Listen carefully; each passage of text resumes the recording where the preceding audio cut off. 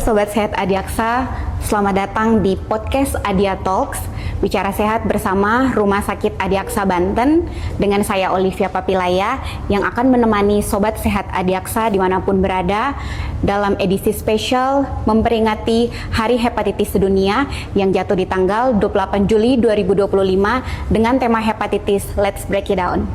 Baik, dalam podcast kita hari ini, kita akan bahas tuntas mengenai apa itu hepatitis dan apa saja mitos yang beredar di masyarakat. Oke, langsung saja nih kita kedatangan narasumber kita hari ini ya, Dr. Vegan Yosua Akselo Simarmata SPPD selaku dokter spesialis penyakit dalam di Rumah Sakit Adiaksa Banten. Halo dokter, apa kabar dok? Selamat siang dok. Sehat dok? Sehat ya dok? Ya. Baik dok. Oke, baik dok. Seperti yang tadi sudah disampaikan ya dok, bahwa kita hari ini akan membahas mengenai hepatitis. Nah, hepatitis sendiri itu kan bahasa awamnya itu penyakit kuning ya dok. Iya. Nah, kita akan bahas dari yang ringan-ringan aja dulu nih dok. Iya dok. Iya. Jadi apa itu definisi ataupun pengertian sendiri dari hepatitis nih dok? Ya, jadi hepatitis itu kan gabungan dua kata dok ya. Ada hepar yang artinya hati dan akhiran itis akhirnya peradangan. Jadi mudahnya hepatitis itu adalah peradangan di hati. Nah, ketika kita membahas hepatitis, terutama dalam konteks Hari Hepatitis Sedunia ini dok, sebenarnya kita fokusnya pada infeksi virus hepatitis. Oke, ya. baik dok. Nah, hepatitis sendiri mungkin Sobat Sehat Adiaksa pernah mendengar ada yang B dan C, itu karena virus hepatitis itu dibagi menjadi 5.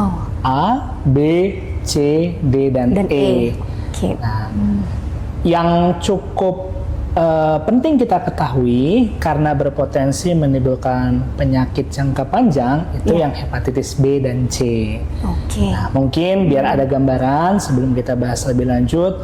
Jadi apa sih bahayanya hepatitis B dan C? Nah, kalau dia penyakitnya jangka panjang itu bahkan bisa sampai menjadi kegagalan hati yang disebut sirosis. Mungkin Sobat Sehat Adiaksa sempat mendengar atau pernah melihat sendiri saudara atau teman yang sampai muntah darah ya, atau perutnya membuncit karena banyak cairan akibat hatinya sudah gagal. Atau bahkan yang lebih berat lagi sampai kanker hati. Wow, bahaya juga berarti ya dok ya? Benar, jadi memang kita perlu tahu nih dan memutus rantai penularan hepatitis B dan C. Ya. Baik dok, wah berarti memang bisa sampai menyebabkan kanker hati ya dok ya, separah dok. itu. Oke, baik nih dok. Nah, untuk penyebab, jadi kan ada 5 tadi ya dok ya. Itu semua memang termasuk di virus kah atau memang ada yang non virus juga nih dok? Ya, jadi untuk kelima-limanya itu adalah virus dok. Nah, tapi virus hepatitis namanya. Tetapi memang metode penyebarannya atau transmisinya itu berbeda-beda. Kalau Sobat Sehat Adiaksa pernah mendengar yang katanya ada KLB gitu ya, orang habis makan terus sakit kuning, itu yang dimaksud infeksi virus hepatitis A. Hepatitis A ya dok? Ya. Tetapi kalau yang tadi dok, yang bisa sampai menyebabkan sirosis hingga karsitoma sel hati, kanker hati, itu hepatitis B dan C. Oh baik dok. Hepatitis D itu jarang, biasanya dia kalau infeksi berbarengan dengan hepatitis B. Jadi pasiennya hepatitis B dan hepatitis D. Sedangkan kalau hepatitis E itu lebih jarang lagi. Baik dok.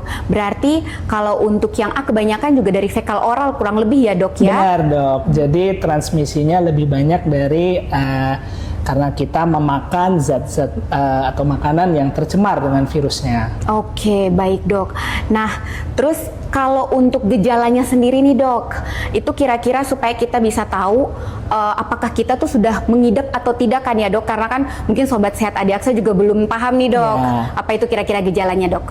Baik, jadi begini, untuk semua jenis hepatitis, itu gejala awalnya atau infeksi akut ketika pertama virusnya masuk ke badan kita itu kurang lebih mirip dan kurang lebih sulit dibedakan dengan penyakit lain. Biasanya gejalanya seperti lemas, mudah lelah, demam, mual muntah, bahkan hingga sampai kuning. Oke, Ya, baik. jadi biasanya kata kuncinya kuning. Kuning ya dok ya. Tetapi kita patut pahami bahwa gejala kuning itu sendiri pun tidak semua pasien mengalami. Oh, Mungkin oke. kurang dari 1/3 pasien yang infeksi hepatitis yang Hepatitis. baru Iya. itu sampai kuning.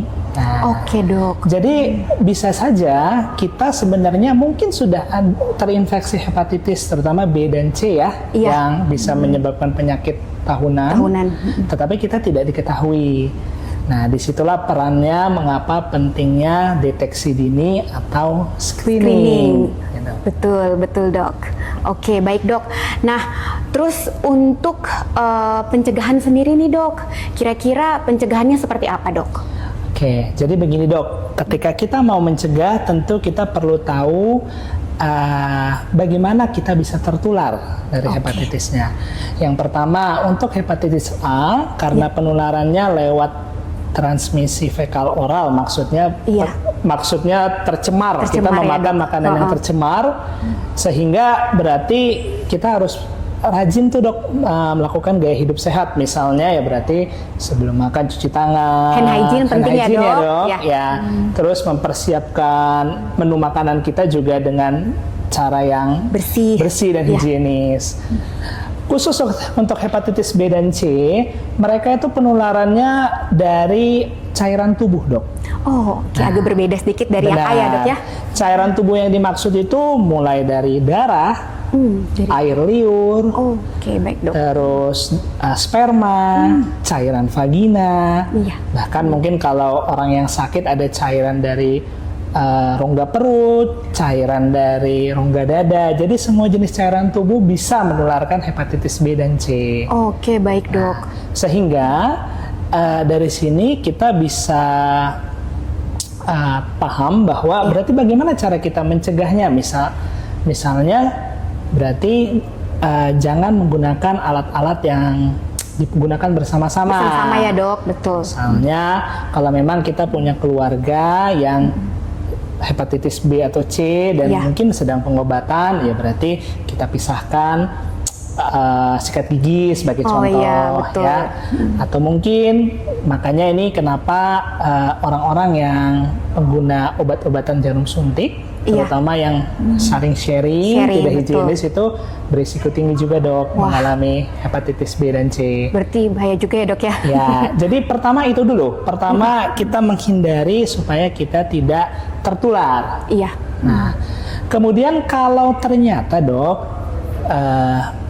kita sudah terlanjur tertular dok. Nah, betul dok.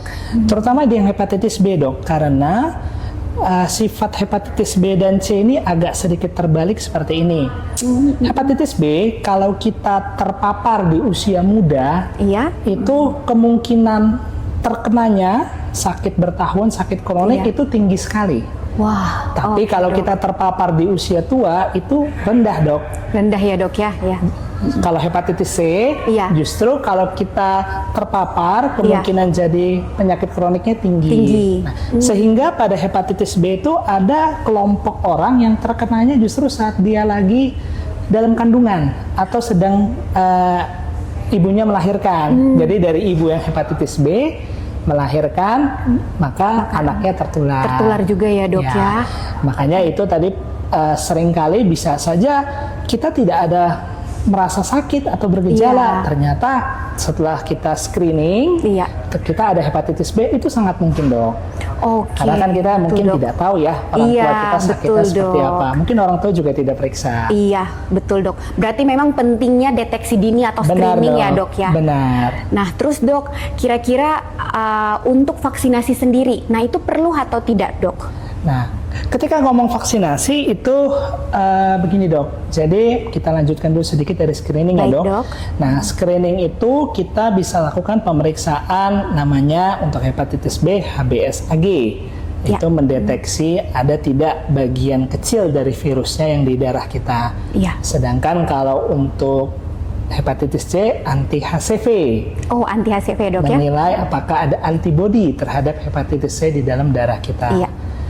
setelah di screening, maka apakah kita butuh pengobatan atau tidak? Ya kita harus konfirmasi dengan pemeriksaan lebih lanjut. Sehingga kalau memang ternyata sobat sehat Adiaksa pernah periksa atau screening dan hasilnya memang ada yang positif, itu sangat sebaiknya konsultasi ya ke dokter penyakit dalamnya dimanapun sobat sehat Adiaksa berada.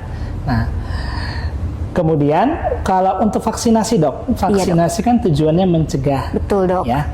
Nah, di antara kelima virus hepatitis tadi, yang ada vaksinnya itu hanya 2. Apa itu dok? Yaitu hepatitis A dan hepatitis B. Oh, jadi cuma ada 2 hepatitis A dan B aja ya dok ya? Sebaliknya hepatitis C belum ada vaksinnya dok. Oke, baik dok. Akan tetapi agak berkebalikannya lagi di antara B dan C dok. Iya. Jadi hepatitis C itu memang belum ada vaksinnya dok. Iya dok. Tetapi obat yang menyembuhkan hingga tuntas sudah ada. Wah, berarti berita baik nih ya dok ya? Ya benar. Mungkin kalau sobat sehat Adiaksa punya keluarga yang pernah sakit hepatitis C di awal-awal tahun 90, tahun 2000-an, itu obatnya tuh masih yang bentuknya injeksi. Suntik ya dok? Suntik, berarti ya? Benar. Dia berbasis interferon namanya, dan itu juga selain pengobatannya lama, repot ya karena disuntik ya, dan angka kesembuhannya pun juga kurang memuaskan. Oke. Yang sekarang hepatitis C itu sudah ada obatnya yang pil. Oh, jadi sudah ada pil ya? Benar. Memudahkan lah ya dok? Mudah sekali dok, dan itu pun juga bahkan obatnya ditanggung oleh JKN dan pemerintah. Jadi sebenarnya bagi kita yang memang mengidap hepatitis C sudah tidak ada alasannya lagi nih untuk berobat ya. Betul, betul. Cuma tadi dok, saya kembali lagi, dia sudah ada obatnya tetapi belum ada vaksinnya. Jadi kebalik ya dok ya? Benar. Berbeda dengan hepatitis B itu ada vaksinnya dok. Iya. Nah sebenarnya mungkin kalau kita semua ingat, waktu kecil kita divaksin hepatitis B. Betul. Masuk vaksinasi dasar ya dok ya? Benar dok. Jadi kalau ditanya aman tidak vaksin hepatitis B, waktu kecil saja kita divaksin. Kenapa kita yang dewasa tidak aman, gitu? Betul, aman sekali, ya. Baik, baik. Nah, akan tetapi kenapa vaksinasi hepatitis B ini jadi penting? Karena pengobatan hepatitis B yang kita punya sekarang dok, itu belum bisa menyembuhkan 100%. 100% maksudnya supaya virusnya sudah hilang semua ya, dari badan kita, itu belum bisa dok. Oke. Jadi fungsinya lebih untuk menekan supaya virusnya tidak bertambah banyak dan tidak merusak hati. Iya. Kurang lebih preventif ya dok? Ya makanya pada hepatitis B penting sekali prevensi ini. Iya betul. Benar dong. Nah kembali juga untuk pengobatan hepatitis B itu juga sama, sudah masuk ke program pemerintah dan JKN, jadi sama, tidak ada alasan ya kalau kita memang mengidap hepatitis B tidak berobat gitu. Baik, baik, baik. Ini penting banget nih dok. Berarti sobat sehat Adiaksa sebenarnya yang tadi sudah disampaikan dokter Vegan ya, tidak ada alasan nih buat berobat. Jika ada kita sendiri ataupun keluarga kita mungkin yang terkena, bisa kita bawa untuk diperiksa juga ya dok ya di fasilitas kesehatan yang ada gitu kan ya, karena semua sudah lumayan lengkap gitu kan ya dok ya. Benar. Betul. Nah baik dok, sobat sehat Adiaksa sudah mulai paham nih dok, sudah dapat beberapa gambaran lah ya, apa itu hepatitis, terus bagaimana penyebabnya, bahkan pencegahannya seperti apa. Nah sekarang kita masuk nih dok ke segmen yang paling ditunggu dok, yaitu mitos dan fakta. Baik. Karena memang simpang siur sekali ya dok, informasi-informasi mengenai hepatitis ini dok. Jadi sobat sehat Adiaksa pun pasti pengen tahu juga dok, penasaran nih kira-kira ini mitos atau fakta nih, biar nggak makin bertanya-tanya gitu kan ya dok. Oke, jadi saya akan bacakan beberapa mitos atau fakta yang beredar. Saya mohon nanti dokter Vegan untuk klarifikasi ini masuk ke mitos atau fakta ya dok ya. Baik, yang pertama dok, kalau sudah terkena hepatitis pasti akan jadi kanker hati. Nah ini mitos atau fakta dok? Oke, jadi ini mitos. Mitos ya dok ya. Nah, kalau kita lihat dari data dan angkanya dok, jadi pada pasien hepatitis B yang tidak diobati, Iya, betul, Dok. sekitar 30% akan menjadi sirosis, gagal hati. Itu hati ya, Dok. Dan mungkin sekitar 10% akan menjadi kanker hati. Oke, baik, Kalau Dok. hepatitis C sedikit lebih rendah, yang menjadi kanker hati mungkin sekitar 2-5%. Oh, baik, Ya. baik. Nah, tetapi kalau ditanya, berarti hepatitis B pasti tidak akan menjadi kanker hati. Iya, betul, Nah, Dok. Tidak, tapi kemungkinannya ada, Dok. Ada. Makanya Betul. kalau ketemu sebaiknya obatin. Obatin ya, Dok ya. Baik. Oke, baik, Dok. Nah, pertanyaan yang kedua nih, Dok. Hepatitis bisa sembuh total hanya dengan obat herbal, Dok. Nah, ini mitos atau fakta nih, Dok? Mitos ya, Dok ya. Mitos juga ya, Dok? Jadi obat-obat herbal sekarang kita yang ada tuh memang sudah ada juga, Dok, yang dijadikan kapsul atau obat ya, yang Iya. sifatnya hepatoprotektor atau melindungi hati, iya. supaya misal hati sedang radang, Iya. diberikan itu supaya terlindungi. Akan tetapi kalau untuk membunuh virusnya itu belum ada, Dok. Belum ada ya, Dok ya? Ya, jadi memang tidak Baik, bisa Dok. mengandalkan herbal saja. Hanya herbal, betul. Nah, Sobat Aisyah penting nih ya, biar tahu gitu. Oke, yang ketiga nih, Dok.